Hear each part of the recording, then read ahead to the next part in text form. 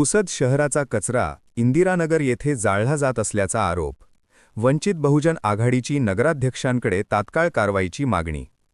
पुसद नगर परिषदेच्या माध्यमातून शहरातील ओला व सुका कचरा इंदिरानगर ग्रामपंचायत हद्दीत असलेल्या डम्पिंग यार्डमध्ये खुलेआम टाकून जाळला जात असल्याचा गंभीर आरोप वंचित बहुजन आघाडीने केला आहे. या संदर्भात वंचित बहुजन आघाडीच्या वतीने नगर परिषद पुसदचे नगराध्यक्ष यांना लेखी तक्रार देण्यात आली आहे. वंचित बहुजन आघाडीचे जिल्हा संघटक बुद्धरत्न भालेराव, तालुका अध्यक्ष संदीप आढाव आणि तालुका महासचिव जयानंद उबाळे यांनी प्रत्यक्ष डम्पिंग यार्डची पाहणी केली असता तेथे कोणतीही वैज्ञानिक प्रक्रिया न करता कचरा जाळला जात असल्याचे स्पष्टपणे दिसून आले. डम्पिंग यार्ड हे वस्तीला लागून असल्याने निर्माण होणारा दाट धूर थेट रस्त्यावर व नागरिकांच्या घरांमध्ये जात असून आरोग्याचा गंभीर प्रश्न निर्माण झाला आहे.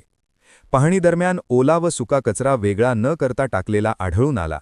तसेच कचरा प्रक्रिया करणारी यंत्रणा बंद असून डम्पिंग यार्डवर वजन काटा, इन्चार्ज अधिकारी व चौकीदार नसल्याचेही निदर्शनास आले.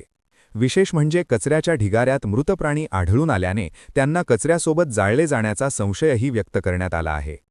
या गंभीर प्रकाराबाबत नगराध्यक्षांनी तात्काळ लक्ष घालून कचरा जाळणी बंद करावी, कचरा व्यवस्थापनासाठी वैज्ञानिक पद्धती लागू कराव्यात व संबंधित कंत्राटदार व जबाबदार अधिकाऱ्यांवर कठोर कारवाई करावी, अशी मागणी वंचित बहुजन आघाडीच्या वतीने करण्यात आली आहे.